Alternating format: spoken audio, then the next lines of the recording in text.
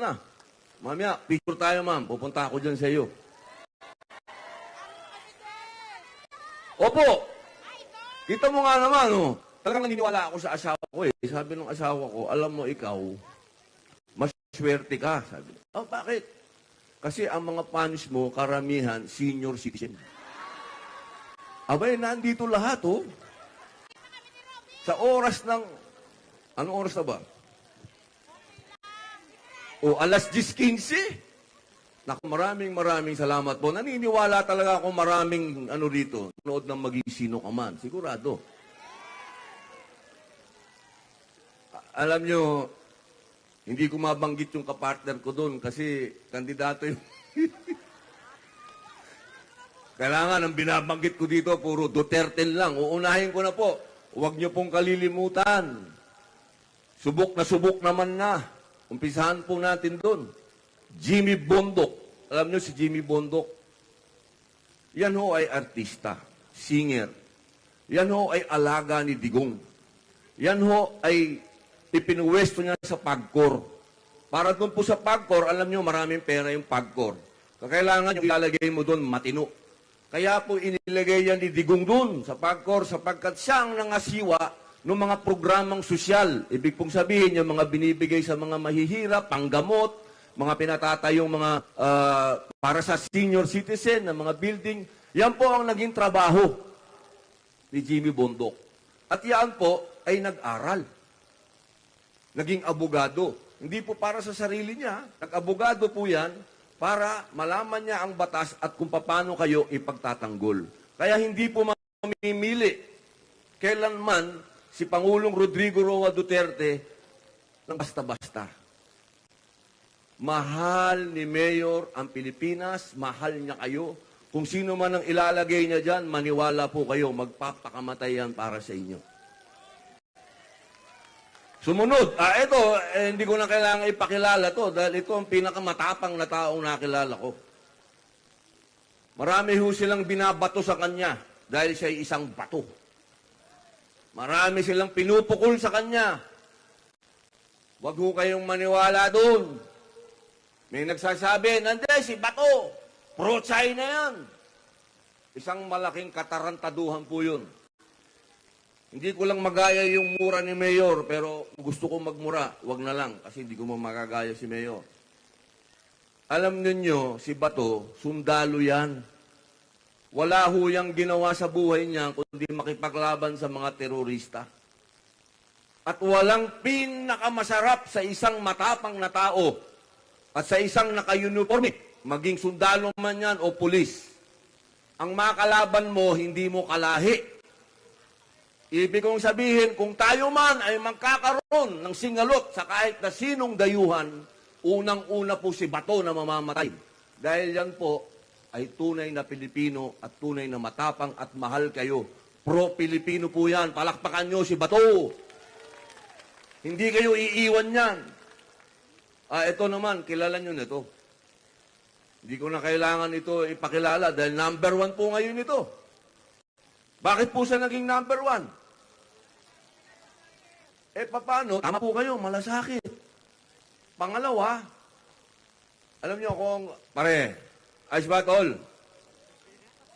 Ayos, pare ko. Tinalo mo ko sa tattoo mo, tol, ah. Mas maraming tattoo mo sa akin. Ikaw pala dapat si Joaquin Bordado, tol, ah. Salamat, tol. Salamat po. Ayos, tol.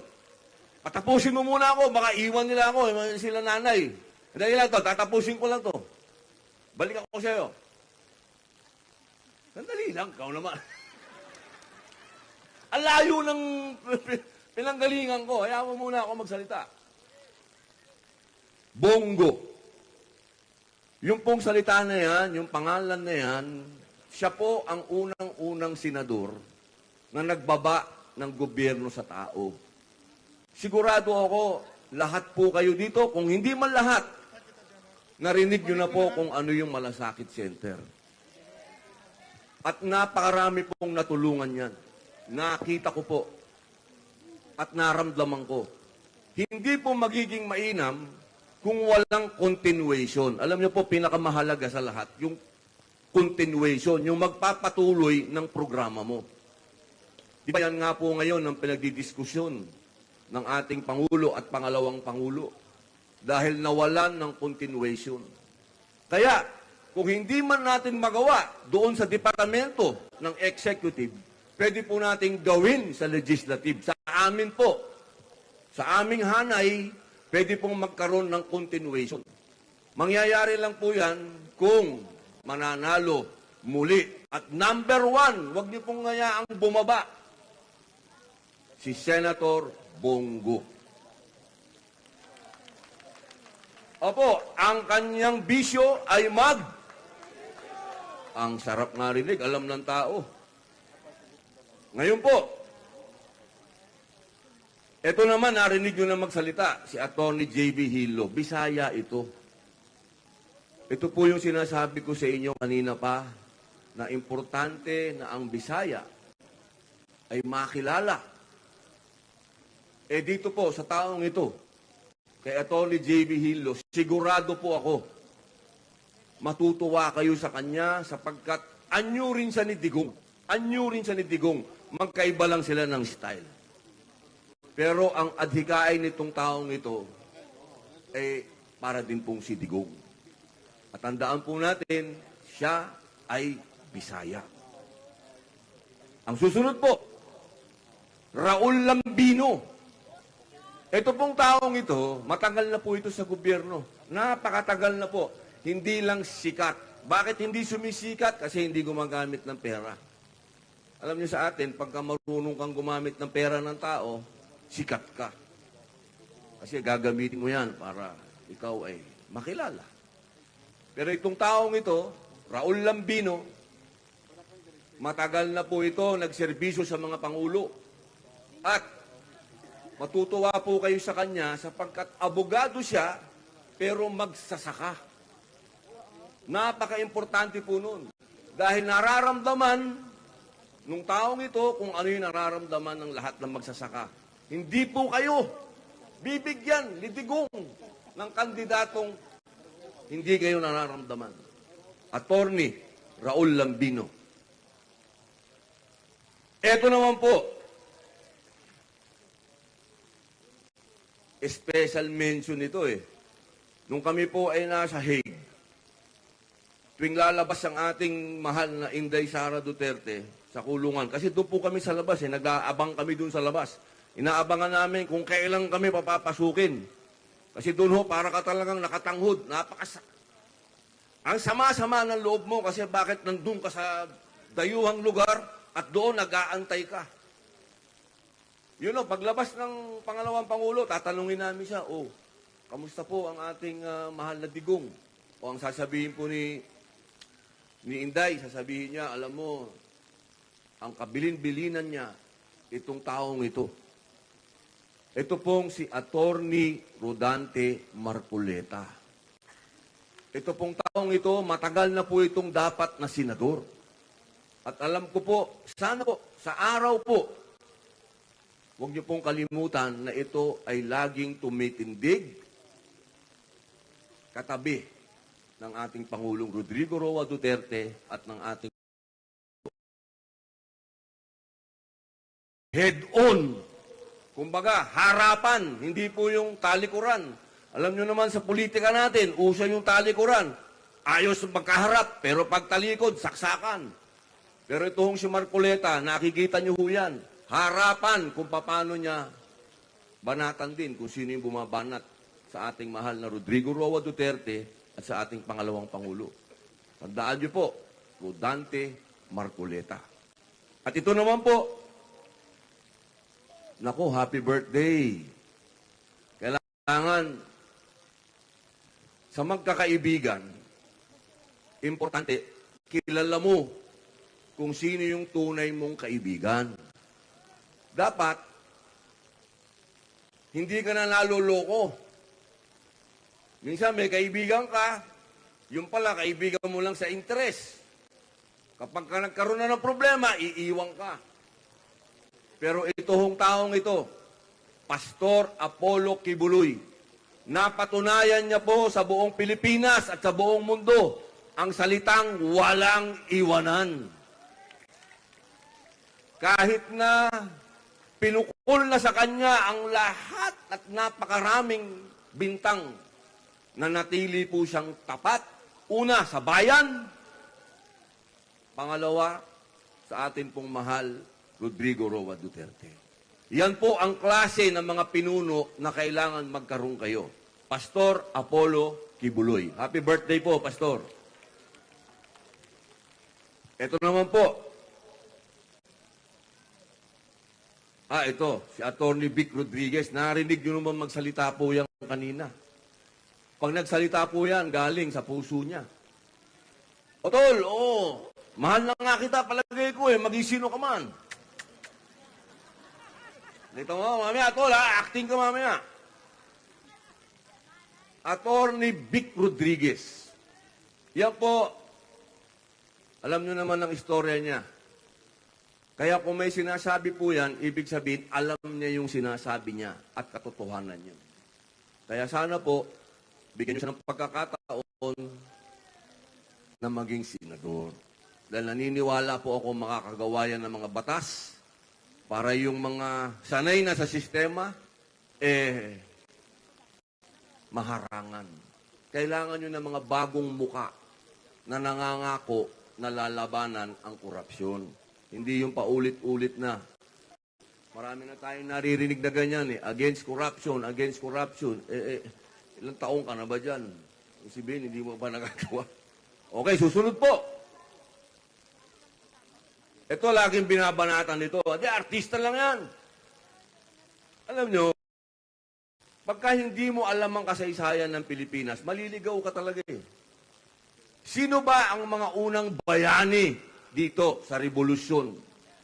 Kapag, ang galing mo talaga, tol. Andres Bonifacio. Macario Sakay. Emilio Jacinto. Alam niyo ba, lahat po yan mga artista ng entablado. Basahin niyo po ang kasaysayan.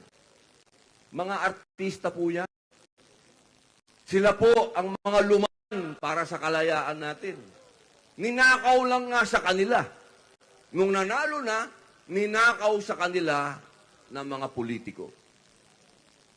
Yan po ang mapait na kasaysayan ng ating bansa. Ngayon, yan po ang anyo ni Philip Salvador. Isipin lang natin, maraming chicks yan. Wala tayong magagawa. Pogi Mahirap naman kung chick boy ka, tapos pangit ka. Ibig sabihin, gumagastos ka, di ba? Kung si Kuya Ipe, ang puso po nito, hindi lang sa pag-ibig. Ang puso ito, pagmamahal sa tao. Ba't alam ko, matagal na akong kasama yan ni Bongo. Siguro naman, nakikita nyo sa telebisyon o nakikita nyo po sa social media, basta umikot si Bongo. Ang kasama niya, si Kuya Ipe, sila po yung nagsisilbi sa tao. Hindi pa po siya politiko nun. Paano po pag nanalo pa yan? Di lalong dodoble pa ang daladala. Ang importante po kasi, puso. Kapag ka puro utak, ano nangyayari? Nauutak ito. Yun ang mahirap. Mga kababayan, na tayong matagal na nagtiwala sa mauutak. Doon naman kayo sa may pusong malaki. Playboy nga. Hindi naman bolero. Ito po. Last. Bisaya din to. Itong taong ito, doktor. Dito sa bayan natin, ilan lang ba ang senador na doktor? Wala. Hindi dapat po yun. Kung naglagay po kayo ng isang Muslim na senador, dapat maglagay din po kayo ng isang doktor. Yun, kahit anong partido nitong taong ito, kung hindi man ito PDP, ikakampanya ko pa rin po ito. Sapagkat naniniwala po ako na kailangan ni Senator Bongo ng kapartner. Kailangan niya ng kapartner na doktor. At yaan po, nung panahon ng pandemic, na ang lahat ng doktor ay nagtatago na rin sa takot at baka sila'y mahawa. Ito pong doktor na to nasa field. Tinutulungan yung mga mahihirap. Yan po, kaya kilala po yan. Tandaan po ninyo, si Doc Mata, ang tawag po sa kanya, Marites. Maniwala po kayo, panahon na para magkaroon ng tunay na pagbabago dito sa ating bayan. Hindi po magkakaroon ng tunay na pagbabago kung paulit-ulit din yung inyong hinahalal. Di ba? Gusto natin magbago. Di, gusto ko magbago. Pwede ka ba magkaroon ng bagong sapatos na sinusuot mo pa rin luma? Hindi. Kalokohan eh. Kailangan magtiwala po kayo. Huwag na po sa akin dahil alam ko mahirap punuan. Napakahirap punuan ang sapatos na iniwan ni Mayor sa akin at ginawa niya akong presidente ng PDP. Alam ko pong napakabigat ng aking responsibilidad.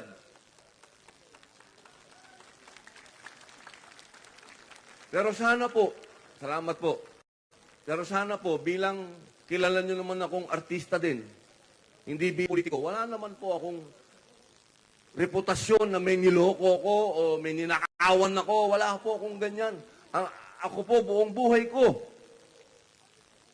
Katulad ng tatay ko. Ang tatay ko po ay dating gobernador, naging assemblyman, naging presidente po yan ng mining federation sa buong mundo.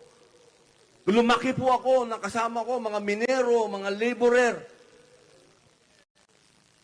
Hindi po ako malayo sa ating mga kababayan at hindi po ako mambobola sa inyo. Dahil hindi ko naman po hiningi na ako yung maging senador. Ako po'y, katulad po ng kwento ko, ako po'y pinakiusapan ng ating mahal na digong na kung mandidato ka para yung daldal mo, doon mo gawin sa stage. Kaya lagot kayo hanggang alauna tayo dito.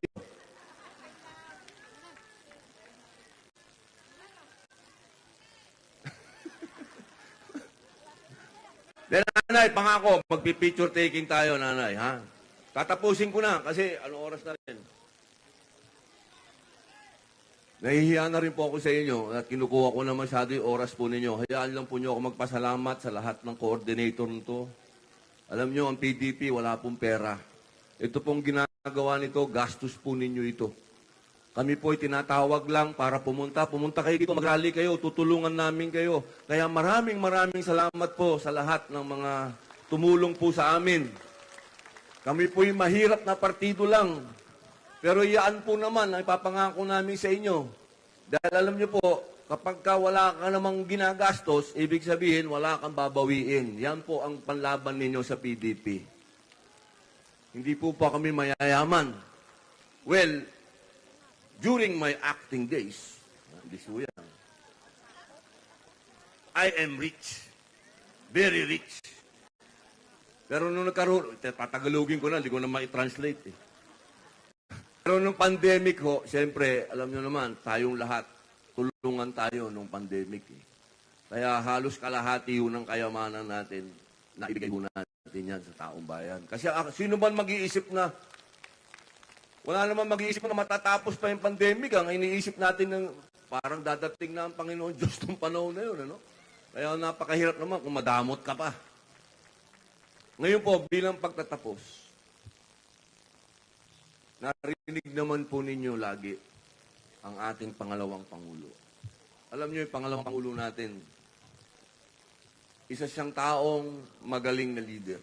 Nakita ko po yan sa The Hague. Kasi kami po ang magkasama dun eh. Noon po, nakausap ko ang pangalawang Pangulo, pero hindi kami nagkasama nung ganun hong kaming dalawa lang talaga. At binibigyan, siyempre ho, tandaan natin, threat siya eh.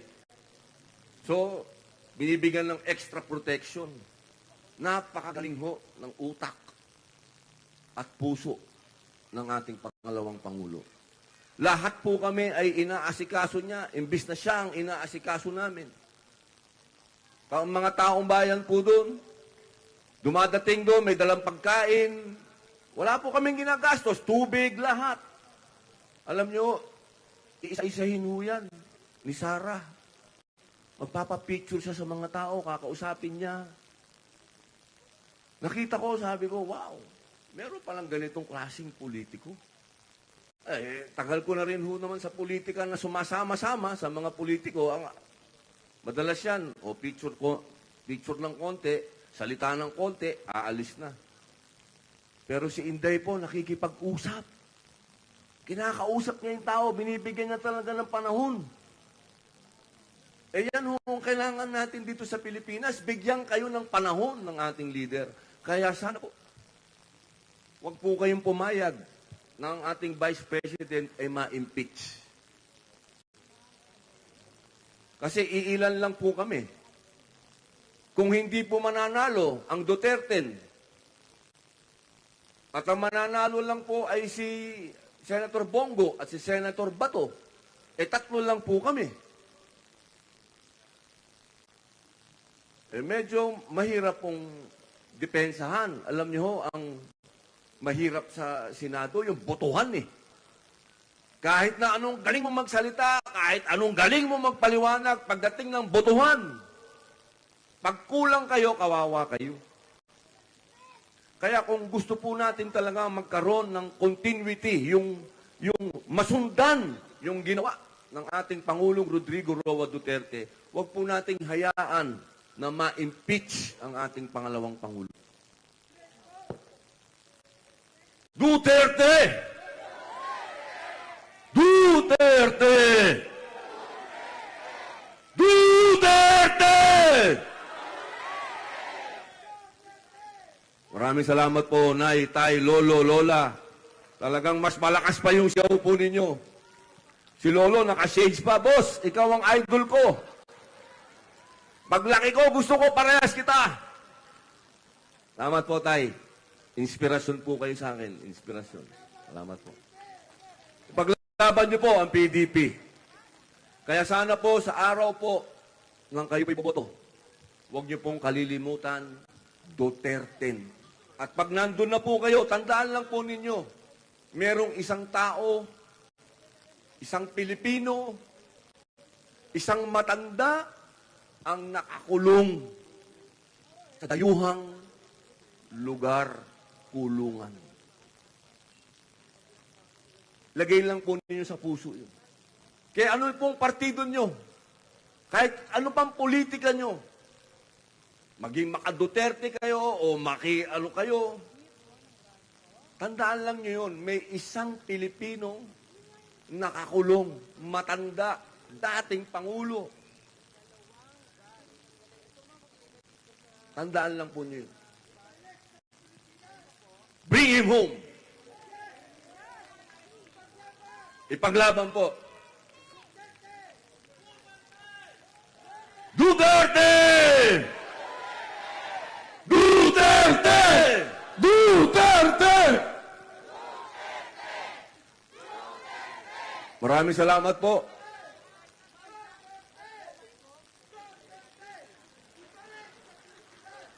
Yes, Tay. Maraming salamat, Tay. O, pati anak ko, may anak pala ako dito, 4. Yun po. Sana po, pagbalik ko dito sa lugar ninyo, ang kasama ko po, mga senador na ninyo. At tatawagin natin dito, sasabihin natin, ang ating dating Pangulo, Rodrigo Roa Duterte. Allahu Akbar. Maraming salamat po. Mahal na mahal po namin kayo. Thank you very much. Babalba po ako dyan. Papapicture po ako.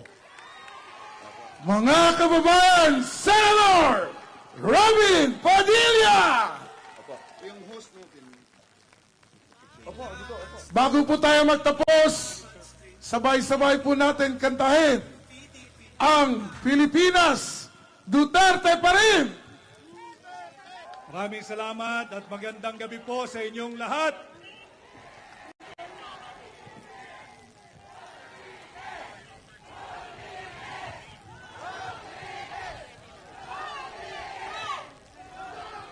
Nais ko ho munang pasalamatan si Tatay Digong sa kanyang napakagandang endorsement sa inyong lingkod. At ngayong gabi, kaming mga kandidato po ninyo, mga aplikante pagkasenador, binibigyan lang po kami ng pantay-pantay na oras na magsalita at makipag-ugnayan po sa inyo. At ngayong gabi, alam ko naman na may nagdiriwang ng kanyang kaarawan, kaibigan kasama natin sa Duterte. Batiin natin ang happy birthday si Senador Pastor Apollo Quiboloy. At dahil birthday ho ni Pastor, ako'y mapalad sapagkat nauna po ako sa sequencing kay Senador Bato magsalita. Alam mo ninyo, si Senador Bato, napakahirap sundan magsalita.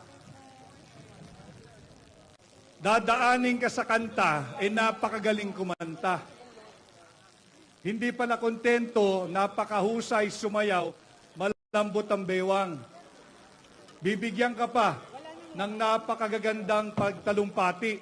Kanya nung isang gabi ho, siya yung sinundan ko. Kako, hindi ko yata gabi ngayon sapagkat ang susundan ko magsalita ay si Senador Bato. Subalit ngayon, nauna ho ako sa kanya. But anyway, maraming salamat to sa inyong lahat.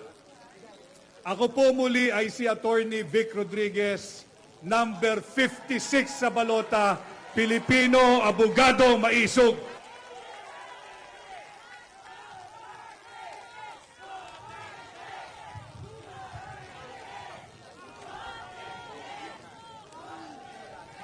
Alam mo ninyo, malapit na ang May 12, 2025. Malapit na ang halalan. Malapit na ang pagpili ninyo ng mga bagong senador na magkakatawan sa inyo sa Senado.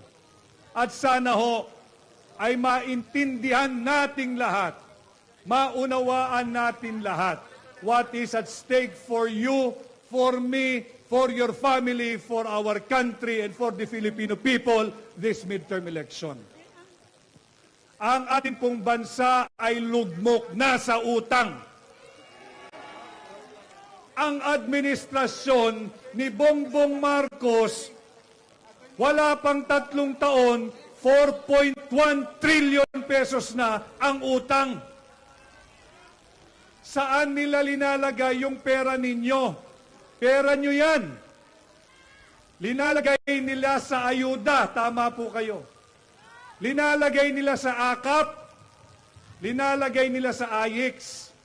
Kanya ngayong gabi, ako po'y may mga bagay na ipapakaiusap sa inyo. Unang-una, pag may nagbigay po ng AKAP at AYIX o anumang ayuda, pakiusap ko, kunin po ninyo. Pakiusap ko, kunin ninyo yung AKAP, yung AYIX o kung anong ayuda. Sapagkat yan ay pera ninyo.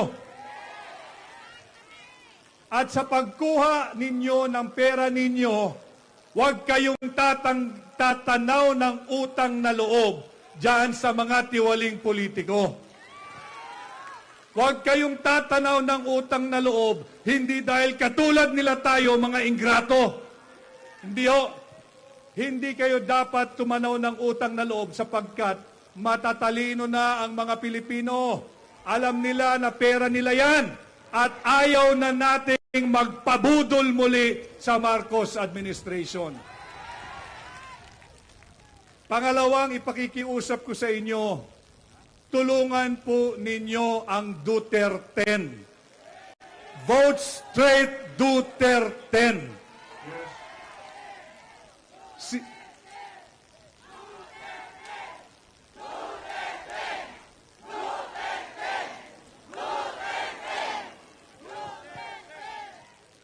Sino ho ba ang nais nating patuloy ipagtanggol si Tatay Digong? Pakitaas ang kamay.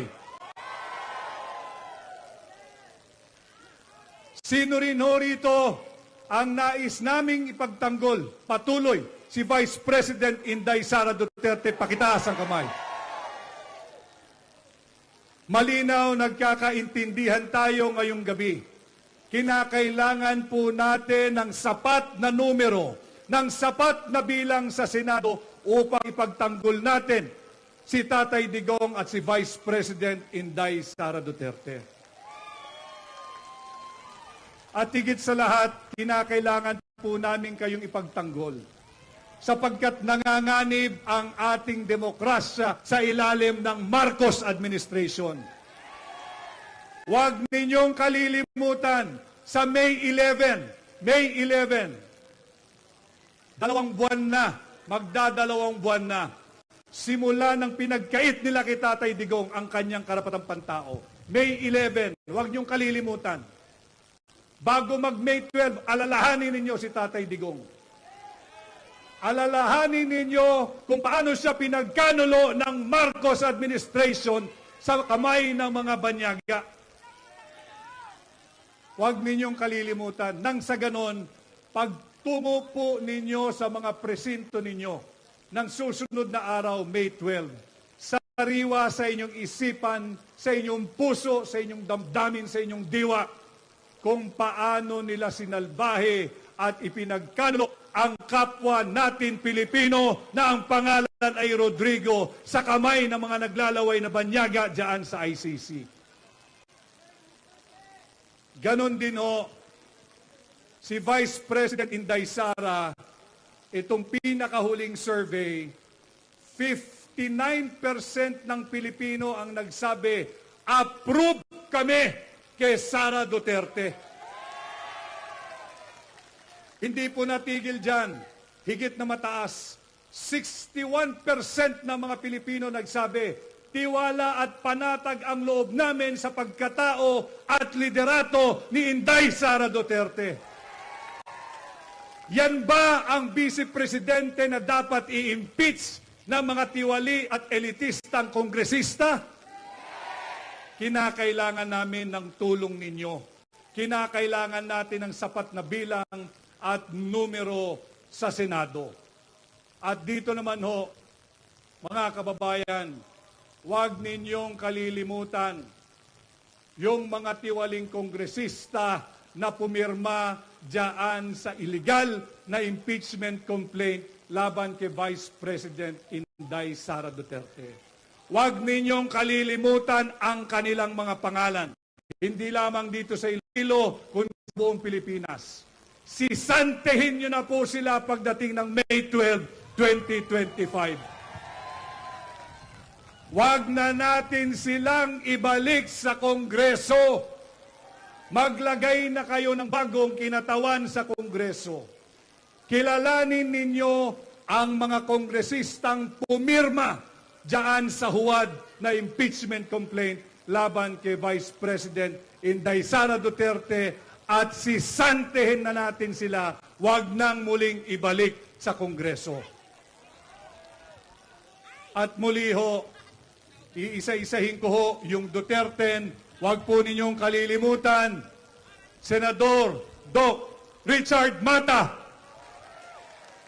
Huwag din ho natin kalilimutan, si Attorney Senador Raul Lambino. Ang sinundan ko ho, napakahusay din na abogado, Senador Attorney J.V. Hinlo. Nakasama ko kanina sa airport, Senador Jimmy Bondoc. Huwag nating kalilimutan aking kaibigan, si Senador Philip Ipe Salvador.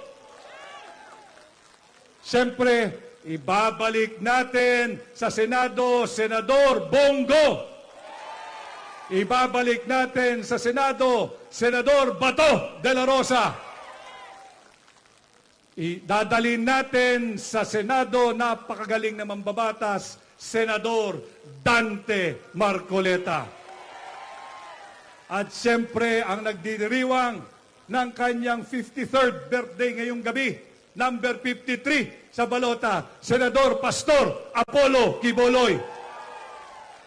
At muli ho, huwag ninyong kalilimutan ang inyong lingkod, number 56 sa balota. Madali hong tandaan ang aking numero, 56. 56, hindi po siya utang. 56, hindi siya pautang. 56, hindi siya pabigat. 56, kolektibo nating puhunan tungo sa mabuting lipunan. Tulungan po ninyo akong ipangampanya sa inyong kaibigan, kamag-anak, kasambahay, kakilalang Pilipino saan man pong bahagi ng mundo. Muli ho, ako po ay si Attorney Vic Rodriguez, Senador ninyo, Pilipino, abogado, maisog. Maraming salamat at magandang gabi po sa ating lahat. 5-6! Attorney! Ako po si Attorney Jimmy Bondoc. Ano po ang gusto nyo? Speech o kanta? O kita nyo, kaya hindi ako mananalo eh. Pwede ba ako mag-speech contest tapos kakanta ko mamaya? Okay lang. Kasi baka sabihin nyo, puro kanta lang ginagawa ko. Una po, ako po ay nagpapasalamat sa inyo dahil nandito kayo para suportahan ng Duterte. Ito po, sincero kong sinasabi. Kung hindi rin po yung buong Duterte ang boboto nyo, okay lang po wag nyo na ako iboto. Gusto ko po yung 10 dahil yan po ang madiin na binili ni Tatay Digong. Duterte. Okay. Meron ba akong mga supporters dito? Ay, talaga? Sige. Meron lang po akong paparinig sa inyo na kanta. Okay lang po ba? Mamaya na ako kakanta, may paparinig lang akong kanta. Paparinig ko lang. Si Philip Salvador at ako, mayroon kaming shared problem. Na dahil po kami, pinili namin yung landas ng showbiz at pagpapaligayan ng tao, nakakalimutan po ng tao na kami ay hindi lamang entertainer. Kami po ay Pilipino din. At si Philip po, nagsikap ng ilang dekada ikutin at kilalanin ang buong Pilipinas. Ako naman po, nagtrabaho po ako sa gobyerno at nag-abogado para lang po kilalanin ang mga totoong problema ng bayan. Kaya kung inyo pong mamarapatin, bigyan nyo lang po ako ng 5 minuto magsalita, tapos kakanta naman po ako dahil yan naman ang aking first love. Okay lang po ba? 3 paalala lang po. 3 paalala lang. Una po sa lahat, at sana po kaya nyo akong seryosohin. Kaya ba? Una po, hindi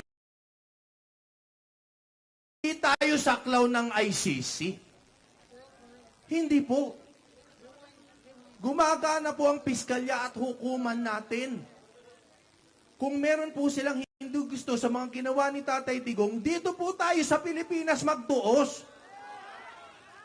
Kayo po ba, pag meron kayong ginawa, kahit droga pa yan, kahit murder pa yan, kahit carnapping pa yan, dadalhin ba kayo sa Netherlands? Dito po. Dito po. We are a sovereign nation and we are not a failed state. We are a Republican democracy. We are entitled to due process sa sarili nating bayan. Kung pwede po nilang gawin yan sa dating Pangulo, paano pa ikaw? Si Juan de la Cruz ka lang. Tama? Hindi tayo saklaw ng ICC. Kahit ano po ang gawin nilang mga legal gymnastics, wala po.